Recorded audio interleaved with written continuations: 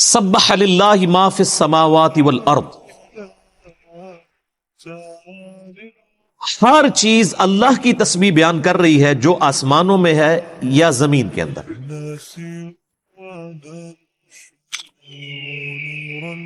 یعنی پوری کائنات میں ہر چیز اللہ کی حمد اور تسبیح بیان کر رہی ہے. دو اعتبار سے، ایک زبان حال سے وہ کہہ رہی ہے کہ میرے اندر کوئی کمال نہیں ہے، میرے بنانے والے میں کمال ہے. آپ اس کائنات میں کوئی بھی خوبصورت چیز دیکھتے ہیں تو کیا کہتے ہیں؟ سبحان اللہ. وہ اچھا پھول دیکھتے ہیں، سبحان اللہ. اچھا منظر دیکھتے ہیں، سبحان اللہ. خوبصورت جانور دیکھتے ہیں، ان کی ایکٹیویٹیز کو دیکھتے ہیں، سبحان اللہ کہتے ہیں. کیا مطلب؟ اللہ پاک ہے.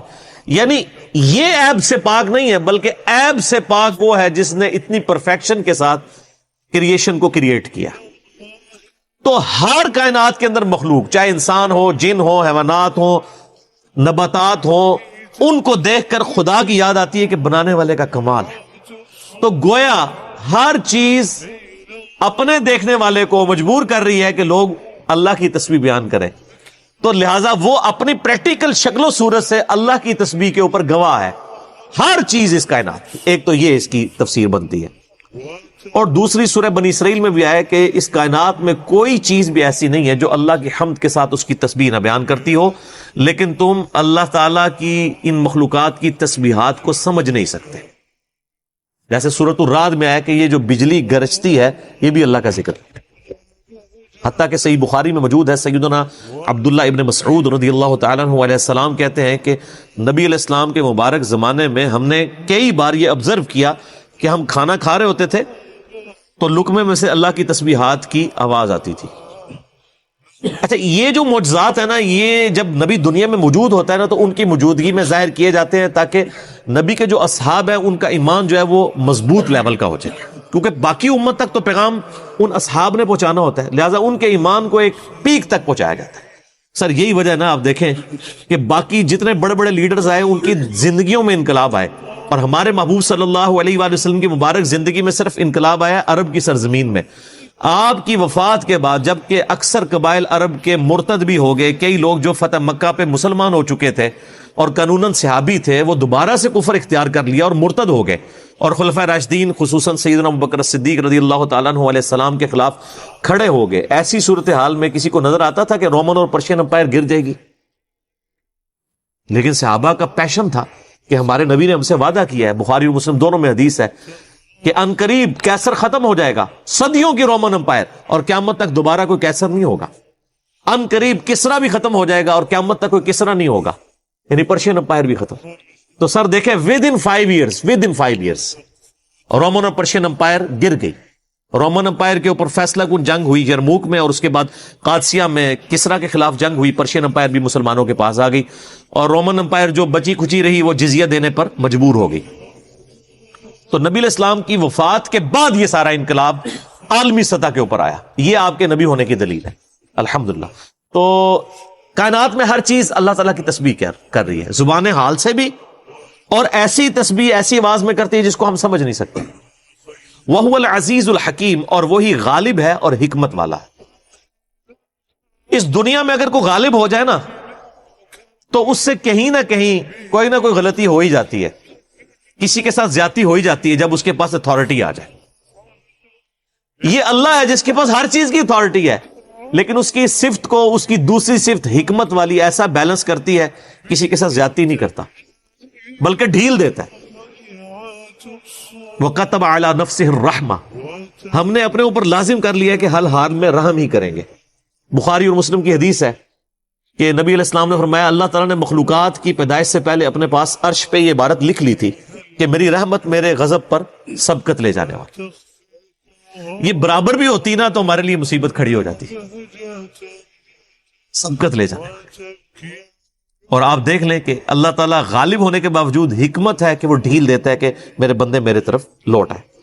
لہو ملک السماوات والارض، اسی کی بادشاہت ہے آسمانوں میں بھی اور زمین میں بھی. یحیی و یمیت، وہی زندہ کرتا ہے اور وہی مارتا ہے. وہو علی کل شیء قدیر، اور وہ ہر چیز کے اوپر قادر ہے. لیکن ہر چیز وہ جو قدرت کی ڈیفینیشن میں فال کرتی ہو. اگر کوئی شخص کہے کہ اللہ تعالیٰ اپنے ساتھ کا کوئی اور ایک خدا پیدا کر سکتا ہے تو ہم کہیں گے کہ یہ محال ہے، کیونکہ جو پیدا ہوگا وہ تو مخلوق ہوگی، وہ خدا ہو ہی نہیں سکتا. خدا کی تو ڈیفینیشن یہ ہے لم یلد ولم یولد. تو اسی طرح کے یعنی کرٹیکل ٹاپکس کے اوپر میرا ایک لیکچر ہے، مسئلہ 83B، ہو کریٹڈ گاڈ اور جدید شیطانی وسوسوں کا تحقیقی جائزہ، جس کے کلپس ملینز آف پیپل تک پہنچے ہیں. اللہ کو کس نے پیدا کیا؟ آپ یوٹیوب پہ جا کے لکھیں ہو کریٹڈ گاڈ لکھ دیں یا اللہ کو کس نے پیدا کیا، سب سے پہلے اللہ کے فضل سے میری ویڈیو وہ کھلے گی. اس میں نے کئی ایک چیزوں کا، علم الکلام کی جو بحث ہیں، جو معتزلہ نے ایک فتنہ کھڑا کیا، اور اس کے بعد علم الکلام والے جو لوگ ہیں انہوں نے، جہمیہ نے، اور اہل سنت کا منہج کیا ہے، میں نے اس کے اندر وہ بیان کیا ہے، اور عقلی دلائل کے ساتھ. هو الاول والآخر، وہی اول ہے وہی آخر ہے، والظاہر والباطن، وہی ظاہر بھی ہے اور وہ باطن بھی ہے، چھپا ہوا بھی ہے. وہو بکل شیء علیم، اور ہر چیز کو اس نے اپنے علم سے گھیرا ہوا ہے. یہ قرآن حکیم کی مشکل ترین آیات میں سے ہے، اور اسی سے ڈیویٹ ہو کے صوفیاء کے ہاں وحدت الوجود کا عقیدہ بھی آیا. وہ کہتے ہیں جی اول بھی اللہ، آخر بھی اللہ، اور بیچ میں ظاہر اور باطن اللہ ہی اللہ. تو وہ کہتے ہیں ہر چیز اللہ ہی اللہ. پینتھیزم کا عقیدہ آیا، ہماؤست کا، گاڈ انکارنیٹس، یعنی انسان جو ہے یہ بھی معاذ اللہ، یعنی اللہ ہی نے انسان کا روپ دھار لیا ہوا ہے. یہ پینتھیزم کا عقیدہ جو ہندوؤں کے ہاں پایا جاتا ہے. اگرچہ صوفیاء نے اس کو تھوڑا سا ماڈرن کرنے کی کوشش کی، انہوں نے کہا جی وحدت الوجود کی ہم یعنی ہر زمانے میں خیر اللہ تعالیٰ ڈیفینیشن کرتے رہے. ظاہر ہے کہ جو چیز قرآن و سنت سے ہٹ کے بنائی جائے تو وہ جب اس کے اوپر علمی اعتراضات ہوتے ہیں تو ہر آ کے اپنا اس خاکے میں رنگ بھرتا ہے. وَالَّذِي خَلَقَ السَّمَاوَاتِ وَالْأَرْضَ فِي سِتَّةِ أَيَّامٍ، وہی اللہ ہے جس نے 6 دن کے اندر زمین و آسمان کو پیدا کیا. ثُمَّ اسْتَوَىٰ عَلَى الْعَرْشِ، اس کے بعد عرش پر متمکن ہوا جیسا کہ اس کی شان کے لائق ہے. 6 دن میں، یہ 6 دن کتنے تھے، ان کی لینتھ کیا تھی، اس کی ڈیٹیل قرآن و سنت میں نہیں آئی ہے. قرآن حکیم میں سورہ سجدہ میں ہے کہ اللہ تعالیٰ کا ایک دن جو ہے وہ 1000 سال کا ہے، تمہارے 1000 سال کے برابر اس کا ایک دن ہے. تو واللہ عالم یہ لانگ پیریڈ آف ٹائم کے لیے، اور اللہ تعالیٰ 6 دن کا محتاج نہیں ہے، یہ اس کی ایک قدرت کا تقاضا ہے. آپ دیکھیں کہ بچہ جو ہے وہ یعنی 9 مہینے کے اندر مکمل ایک بیبی بنتا ہے، اور خرگوش کا بیبی جو ہے 1 مہینے میں بن جاتا ہے، اور ہاتھی کا بیبی جو ہے وہ 22 مہینے میں بنتا ہے، 2 سالوں میں، اور بیکٹیریا سیکنڈز میں ڈیوائیڈ ہو جاتے ہیں. اللہ تعالیٰ چاہے تو سیکنڈز میں ریپروڈکشن کر دے، مہینوں میں کرے، ہفتوں میں کرے، یا ملینز آف ایئر میں. اس کے لیے تو صرف ایک ہے، کن فیکون. وہ ارادہ کرتا ہے کہ ہو جا تو وہ چیز ہو جاتی ہے. تو اللہ تعالیٰ کا امر کن کے بعد جو تخلیق کے مراحل ہیں وہ اس نے طے کیے کہ کس کے لیے کتنا ٹائم. ظاہر اب آپ اگر ایک آم کی گٹھلی کو زمین میں بوتے ہیں تو اسی ٹائم تو درخت نہیں بنتا، اس کو درخت بن کر پھل دینے میں 8 سال لگتے ہیں. اس کی نسبت اگر آپ دوسرے فروٹ دیکھیں تو کوئی 1 یا 2 سال کے بعد پھل دینا شروع کر دیتے ہیں، لیکن آم کو پھل کے قابل ہونے کے لیے 8 سال چاہیے. تو وہ اللہ تعالیٰ کی مرضی ہے. اور دوسری طرف آپ پودینہ دیکھ لیں، رات کو کاٹ کے فارغ ہوتے ہیں، اگلے دن پھر اتنا ہی اگا ہوتا ہے. تو یہ اللہ تعالیٰ نے جو تخلیق کی، اکثر لوگ سوال بھی کر رہے ہوتے ہیں کہ 6 دن کیوں لگے جی؟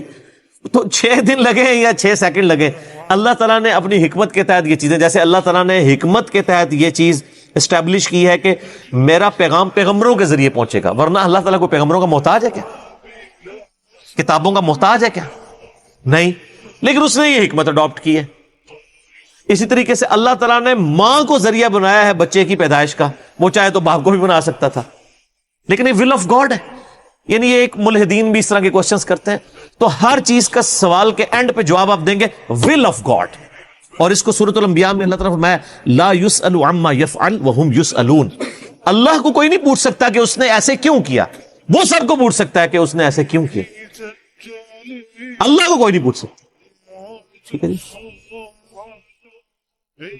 یعلم ما یلج فی الارض، وہ جانتا ہے جو کچھ زمین میں داخل ہوتا ہے، یعنی جو تم بیج بوتے ہو اس کے علم میں ہے. جو سورہ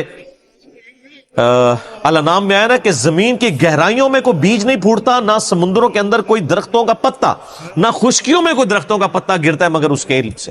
اور اس نے یہ ساری چیزیں پہلے ہی لوح محفوظ میں لکھ لی ہیں. تو اللہ فرماتا ہے جو زمین میں تم بوتے ہو وہ بھی اس کے علم میں ہے. وما یخرج منہا، جو زمین میں سے نکلتی ہے، کھیتی ہے، فروٹ، وہ بھی اس کے علم میں ہے. وما ينزل من السماء، اور جو آسمان سے اترتا ہے وہ بھی اس کے علم میں، یعنی جو بارش برساتا ہے وہ اس کے علم سے، یا آسمان سے فرشتے نازل ہوتے ہیں وہ بھی اس کے علم سے.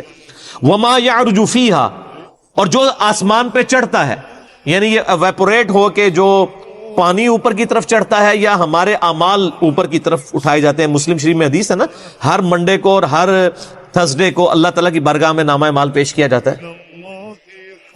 حتیٰ کہ بخاری اور مسلم میں حدیث ہے کہ فجر کے وقت فرشتے آتے ہیں، فجر سے زور تک وہ انسان کے ساتھ اٹیچ رہتے ہیں، پھر زور کے وقت اور فرشتے آتے ہیں، وہ واپس چلے جاتے ہیں، اور پھر اللہ تعالیٰ پوچھتے ہیں اپنے فرشتوں سے، تو وہ جو جاتے ہیں وہ کہتے ہیں یا اللہ جب گئے تھے تو فجر پڑھ رہا تھا، آئے ہیں تو عصر پڑھا، اور دوسرے کہتے ہیں یا اللہ جب گئے تھے عصر پڑھ رہا تھا، آئے ہیں تو فجر پڑھ رہا، تو وہ گواہی دیتے ہیں. تو فرشتوں کا اترنا چڑھنا بھی اس میں شامل ہے. وَهُوَ مَعَكُمْ أَيْنَمَا كُنْتُمْ، وہ تمہارے ساتھ ہوتا ہے تم جہاں کہیں بھی ہو. اور سورہ قاف کے اندر تو اس کا کلائمیکس ہے، نحن اقرب الیہ من حبل الورید، ہم انسان کی رگے جان سے بھی زیادہ اس کے قریب ہیں. سورۃ الواقعہ میں ہم پچھلی دفعہ پڑھ چکے ہیں کہ جب موت کا وقت قریب آتا ہے تو اللہ تعالیٰ فرماتا ہے تم اس مرنے والے شخص کے اتنے قریب نہیں ہوتے نزا کی حالت میں جتنا ہم تمہارے قریب ہوتے ہیں، لیکن تمہیں نظر نہیں آ رہے ہوتے. اور پھر سورۃ المجادلہ جو پارہ نمبر 28 میں اگلی پہلی سورت آئے گی انشاءاللہ اگلی دفعہ، اس میں تو یہاں تک الفاظ ہیں تم 3 نہیں ہوتے کہ چوتھا تمہارے ساتھ تمہارا رب ہوتا ہے، تم 5 نہیں ہوتے کہ چھٹا تمہارا رب تمہارے ساتھ ہوتا ہے، نہ اس سے کم نہ اس سے زیادہ. وَهُوَ مَعَهُمْ أَيْنَمَا كَانُوا، تم جہاں کہیں بھی ہو وہ تمہارے ساتھ ہوتا ہے. لیکن اب اس کی تفصیل میں نہیں ہم پڑھیں گے. ہمارا ایک اجمالی عقیدہ ہے کہ اللہ تعالیٰ اپنے عرش کے اوپر مستوی ہے جیسا کہ اس کی شان کے لائق ہے، وہ اپنے عرش پر مستوی ہوتے ہوئے ہمارے ساتھ بھی ہے جیسا کہ اس کی شان کے لائق ہے. اس کی ڈیٹیلز میں ہم نہیں پڑھتے، یہ متشابہات ہیں، اور اسی کی وجہ سے جہمیہ بھی گمراہ ہوئے اور اسی کی وجہ سے مجسمہ بھی گمراہ ہوئے. اہل سنت کا منہج یہ ہے کہ ہم اللہ تعالیٰ کی کتاب میں اس کے نبی علیہ السلام کی احادیث کے اندر جو جو صفات آئی ہیں ان کو من و عن اسی طریقے سے قبول کرتے ہیں بغیر اس کی کوئی تعویل بیان کیے ہوئے، جیسا کہ اس کی شان کے لائق. واللہ بما تعملون بصیر، وہ سب کچھ جانتا ہے، وہ جانتا ہے جو کچھ تم کر رہے ہو، وہ دیکھ رہے تمہارے اعمال کو. لہو ملک السماوات والارض، اسی کے لیے بادشاہت ہے آسمانوں کی اور زمین کی. وإلی اللہ ترجع الامور، اور ہر چیز ہر کام بالآخر اللہ کی طرف لوٹ کے جانا ہے. ہمارے نامہ اعمال بھی ہم نے بھی مر کے اللہ کے پاس جانا ہے. انا للہ و انا الیہ راجعون. یولج اللیل فی النہار و یولج النہار فی اللیل، وہ داخل فرماتا ہے رات کو دن کے اندر اور دن کو رات کے اندر. دیکھیں اچانک رات اور دن نہیں آتے، ایک دوسرے میں داخل ہو رہے ہوتے ہیں.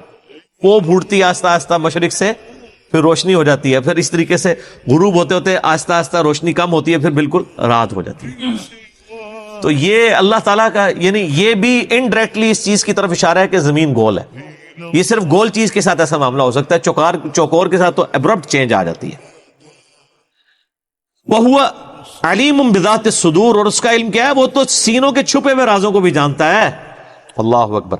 آمنوا باللہ ورسولہ، اتنا زیادہ بڑی ہستی کا تعارف کروانے کے بعد ڈیمانڈ کیا ہے؟ ایمان لاؤ اللہ اور اس کے رسول پر. وَأَنفِقُوا مِمَّا جَعَلَكُمْ مُسْتَخْلَفِينَ فِيهِ، اور ایمان لگانے کا تقاضا یہ ہے کہ خرچ کرو ہر اس چیز میں سے جو اس نے تمہیں دی ہے. سر جیب ڈھیلی ہوگی تو پتہ چلے گا نا اللہ کو مان رہے ہیں. ویسے تو خالی اللہ کو مان رہے ہیں، اللہ کی ماننی تب ہوگی جب اللہ کے لیے قربانی کریں گے. اچھا بڑی امپورٹنٹ بات ہے، یہ نہیں آیا کہ مال خرچ کرو. وَأَنفِقُوا مِمَّا جَعَلَكُمْ مُسْتَخْلَفِينَ فِيهِ، ہر اس چیز کو خرچ کر دو اللہ کے لیے جس میں اس نے تمہیں تصرف دیا ہے. کس کس چیز میں تصرف دیا ہے؟ سب سے پہلے تصرف جان کے اندر، یعنی جوانی اللہ کے لیے لگائی جائے نا. در جوانی توبہ کردن شیوہ پیغمبری، سورہ نساء میں آیا نا، پارہ نمبر 4 کا آغاز اس سے ہوا، لن تنالوا البر حتى تنفقوا مما تحبون. تم نیکی کے اعلیٰ درجے کو پا ہی نہیں سکتے جب تک کہ اپنی سب سے قیمتی چیز اللہ کو نہ دے دو. انسان کی زندگی میں سب سے قیمتی چیز کیا ہے؟ جان، زندگی، وقت. یہ مال بھی دوسرے نمبر پہ ہے کیونکہ زندگی لاکھ لگا کے مال کمایا جاتا ہے. آپ اپنی زندگی لگاتے ہیں نا، ایفرٹ پٹ کر. تو یہ جان، مال، اولاد، زمین، ہر چیز اللہ کی راہ میں کھپا دیجیے. فالذین آمنوا منکم، تو جو ایمان لائے تم میں سے وَأَنفَقُوا لَهُمْ أَجْرٌ كَبِيرٌ، اور انہوں نے اللہ کی راہ میں خرچ کیا، ان کے لیے بہت بڑا اجر ہے۔ وَمَا لَكُمْ لَا تُؤْمِنُونَ بِاللَّهِ، تمہیں کیا ہوا ہے کہ تم اللہ پر ایمان نہیں لاتے، وَالرَّسُولُ يَدْعُوكُمْ لِتُؤْمِنُوا بِرَبِّكُمْ، جبکہ رسول تمہیں پکار کے کہہ رہے ہیں کہ اپنے رب پہ ایمان لاؤ۔ اچھا یہ مدنی صورت ہے، یہ کافروں کو خطاب نہیں ہو رہا، یہ کمزور ایمان والے مومنین کو ہو رہا ہے کہ بھئی صحیح والے ایمان والے بن جاؤ، رسول اللہ موجود ہیں، ان کی موجودگی کا فائدہ اٹھاؤ۔ وَقَدْ أَخَذَ مِيثَاقَكُمْ، اور اس نے تم سے میثاق بھی لیا، یعنی جب تم نے کلمہ پڑھا تھا تو وہ اللہ کے ساتھ عہد کیا تھا نا۔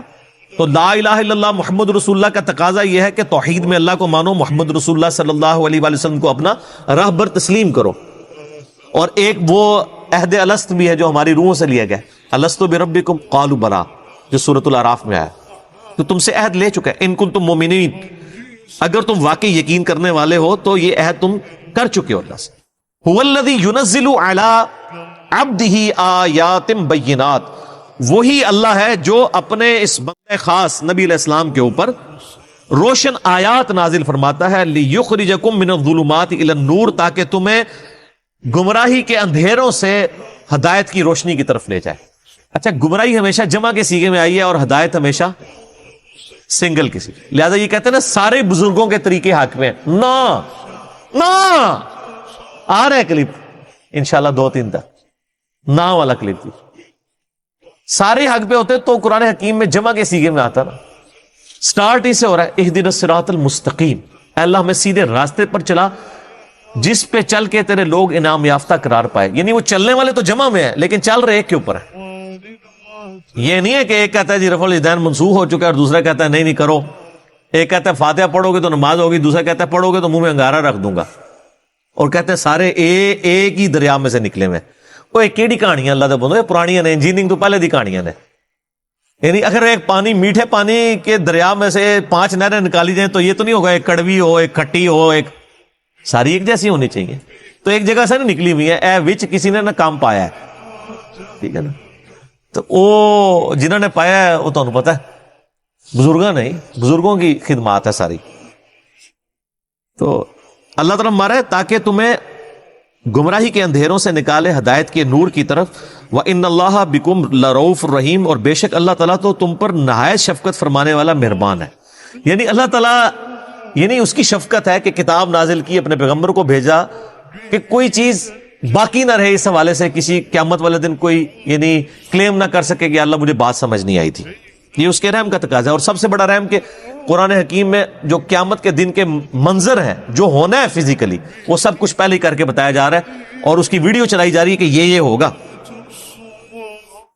وَمَا لَكُمْ أَلَّا تُنْفِقُوا فِي سَبِيلِ اللَّهِ، اور تمہیں کیا ہوا ہے کہ تم اللہ کی راہ میں خرچ نہیں کرتے۔ وَلِلَّهِ مِيرَاثُ السَّمَاوَاتِ وَالْأَرْضِ، حالانکہ زمین و آسمان کا تو وارث اللہ ہے۔ یعنی تم نے تو مر جانا ہے، اللہ نے تو زندہ رہنا ہے، اور تمہیں بھی جو کچھ ملا ہے تمہارے آباء و اجداد کو، اصل تو یہ وراثت اللہ کی تھی، اللہ نے اپنے بندوں کو یہ سب کچھ دیا ہوا ہے۔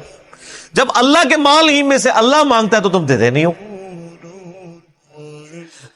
لا يستوی منکم من انفق من قبل الفتح، تم میں سے جو فتح مکہ سے پہلے اللہ کی راہ میں خرچ کرتے رہے، وقاتل اور قتال کرتے رہے، اولئک اعظم درجۃ من الذین انفقوا من بعد وقاتلوا، ان کا درجہ بہت بلند ہے ان اصحاب سے جو بعد میں فتح مکہ کے مسلمان ہوئے اور انہوں نے قتال کیا اور اللہ کی راہ میں خرچ کیا۔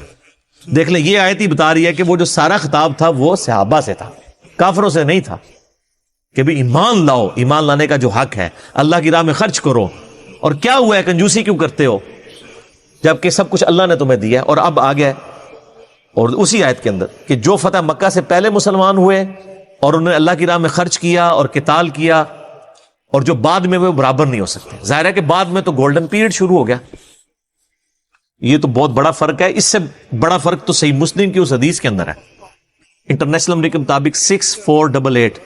ایک دفعہ عبد الرحمن بن عوف رضی اللہ تعالیٰ عنہ نے اور حضرت خالد ابن ولید رضی اللہ تعالیٰ عنہ کا جھگڑا ہوا، تو جذبات میں آگے خالد ابن ولید نے عبد الرحمن بن عوف کو گالیاں دی، تو نبی علیہ السلام تک شکایت پہنچی۔ آپ نے حضرت خالد ابن ولید کو بلا کے ڈانٹا اور فرمایا کہ تو میرے صحابہ کو برا مت کہہ۔ حالانکہ خالد ابن ولید بھی صحابی تھے لیکن ان کو آپ صلی اللہ علیہ وسلم نے صحابی نہیں کہا، اس لیے کہ وہ قانوناً ضرور صحابی تھے، لیکن وہ اس وقت میں صحابی ہوئے جب اسلام کا گولڈن پیریڈ شروع ہو گیا، اور خالد ابن ولید اگرچہ فتح مکہ سے پہلے مسلمان ہوئے لیکن وہ صلح حدیبیہ کے بعد مسلمان ہوئے تھے۔ صلح حدیبیہ کے بعد تو مسلمانوں کا گراف اوپر ہی جا رہا تھا۔ جس نے اسلام قبول نہیں کرنا تھا نا، اس نے آج رضی اللہ عنہ نہیں ہونا تھا۔ پھر تو حضرت عمر بن عاص، خالد بن ولید، ان لوگوں نے پھر دیکھا کہ جب پلڑا اس طرف جا رہے، بڑے سمجھدار لوگ تھے، ان کو پتہ چل گیا کہ اب اسلام کے غلبہ ہے۔ تو حالانکہ نبی علیہ السلام کی دعوت کو 19 سال گزر چکے تھے، ان لوگوں نے ایمان قبول نہیں کیا، 19 سال کے بعد ایمان قبول کر لیا، اور آج دیکھیں ہم بھی رضی اللہ عنہ کہتے ہیں ان کو، ان سے محبت کرتے ہیں۔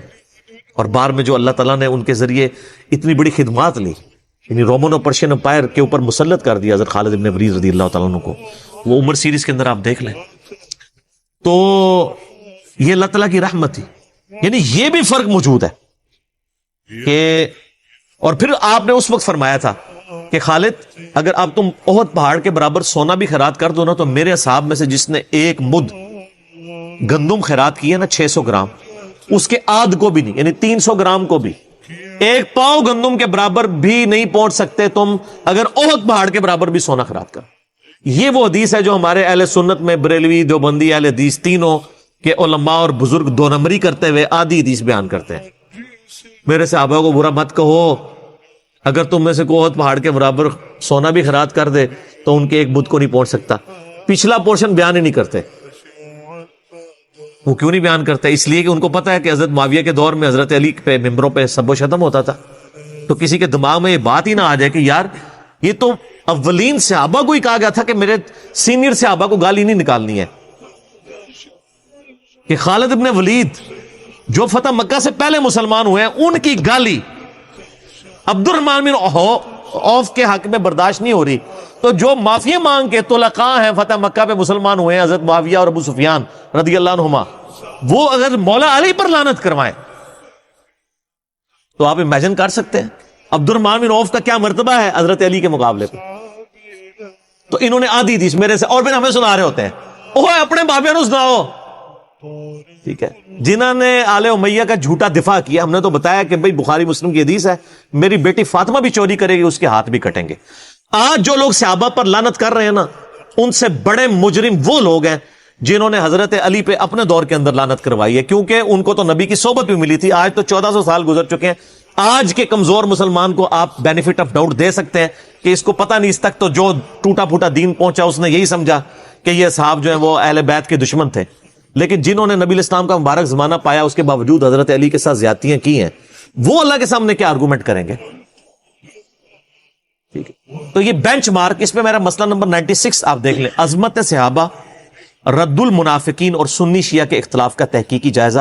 میں نے ڈیٹیل سے پھر اس کے اوپر ڈسکشن کی ہے، اور اس حدیث کے اوپر بھی جو بخاری مسلم دونوں میں ہے کہ قیامت الدن میرے حوض کوثر پہ کچھ میرے صحابہ لائے جائیں گے، میں ان کو پہچانتا ہوں گا، جب میں حوض کوثر سے پلانے لگوں گا تو فرشتے ان کے اور میرے درمیان آڑ کھڑی کر دیں گے اور کہیں گے اے اللہ کے نبی، آپ کی وفات کے بعد انہوں نے دین کو بدل دیا تھا اور دین سے الٹے قدم پھر گئے تھے، اور میں کہوں گا اصحابی اصحابی، یہ تو میرے صحابہ ہیں۔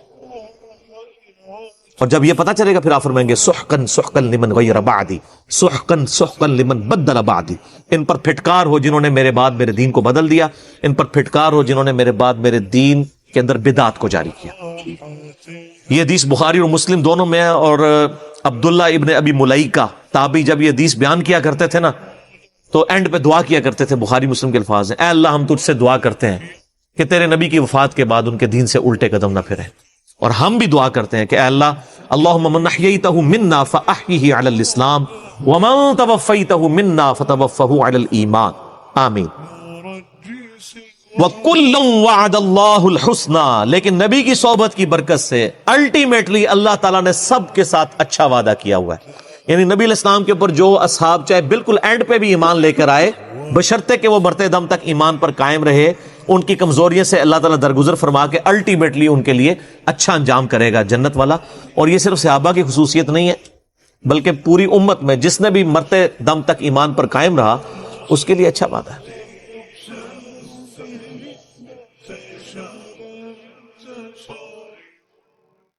السلام علیکم ورحمۃ اللہ وبرکاتہ۔ سورہ الحدید یعنی لوہے کی سورہ قرآن کی 57ویں سورہ ہے۔ اس میں اللہ تعالیٰ نے انسان کو یاد دلایا ہے کہ پوری کائنات کی ہر چیز اسی کی تسبیح کر رہی ہے، یعنی اسی کی حمد، تعریف اور بندگی کر رہی ہے۔ سورہ الحدید کی آیتیں۔ سورہ الحدید آیت 1۔ جو کچھ آسمانوں اور زمین میں ہے سب اللہ کی تسبیح یعنی پاکی بیان کرتے ہیں، اور وہی غالب اور حکیم ہے۔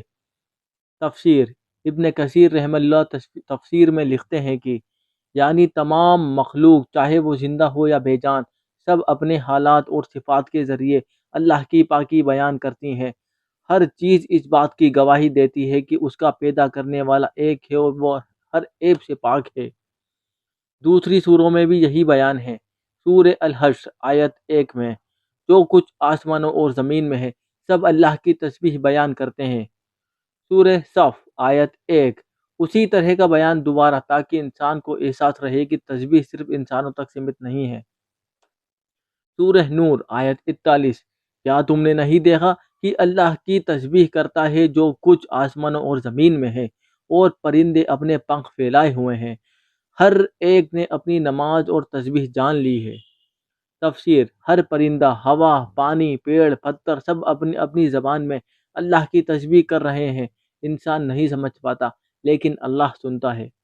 سورہ الاسراء آیت 44 ساتوں آسمان اور زمین اور جو کچھ ان میں ہے سب اس کی تسبیح کرتے ہیں، کوئی چیز نہیں جو اس کی حمد کے ساتھ تسبیح نہ کر رہی ہو، مگر تم ان کی تسبیح کو سمجھ نہیں پاتے۔ یہ سب سے گہری آیتوں میں سے ایک ہے۔ اللہ تعالیٰ فرما رہے ہیں کہ ہر چیز میں زندگی کی ایک روح ہے جو اپنے رب کو جانتی ہے اور اس کی تعریف کرتی ہے، مگر انسان کی سمجھ سے باہر ہے۔ حدیثوں سے ثبوت۔ پتھروں کی تسبیح۔ رسول اللہ صلی اللہ علیہ وسلم نے فرمایا، میں نے مکہ میں نبوت سے پہلے بھی پتھروں کو دیکھا جو مجھے سلام کرتے تھے۔ صحیح مسلم حدیث نمبر 2277۔ اس کا مطلب ہر جڑ چیز بھی اللہ کی پہچان رکھتی ہے۔ کھانا کھاتے وقت تسبیح۔ ایک صحابی نے بتایا، ہم رسول اللہ صلی اللہ علیہ وسلم کے ساتھ کھانا کھا رہے تھے اور ہم سنتے تھے کہ کھانا تسبیح کر رہا ہے یہاں تک کہ وہ ختم ہو گیا۔ صحیح بخاری حدیث نمبر 3579۔ صحیح مسلم حدیث نمبر 2039۔ کھجور کے تنے کا رونا۔ جب رسول اللہ صلی اللہ علیہ وسلم نے ممبر بنوایا اور پرانے کھجور کے تنے کے پاس کھڑے ہو کر خطبہ دینا چھوڑا تو وہ تنا رونے لگا، یہاں تک کہ اس کی آواز مسجد میں سنائی دی۔ صحیح بخاری حدیث نمبر 3583۔ صحیح مسلم حدیث نمبر 2326۔